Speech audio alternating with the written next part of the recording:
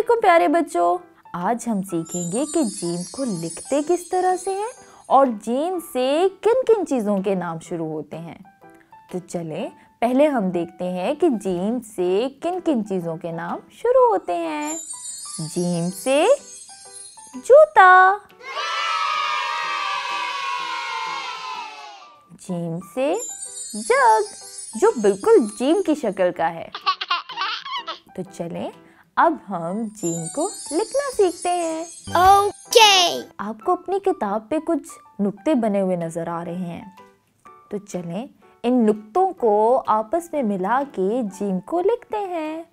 हम सबसे पहले जीम के सबसे ऊपर वाले नुक्ते पे अपनी पेंसिल रखेंगे और तमाम नुकात को आपस में मिलाते जाएंगे आखिरी नुक्ते तक, और इसके अंदर एक छोटा सा निशान लगा देंगे जिसको हम नुक्ता कहते हैं।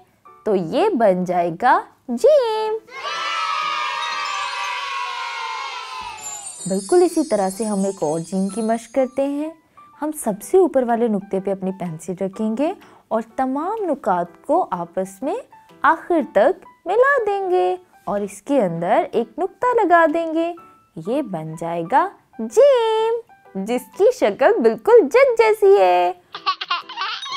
तो प्यारे बच्चों, आज हमने सीखा कि जीम को किस तरह से लिखते हैं। अब बाकी तमाम जीम की प्रैक्टिस आप अपनी किताब पे करें और अपनी मामा को दिखाएं। तब तक के लिए अल्लाह हाफिज।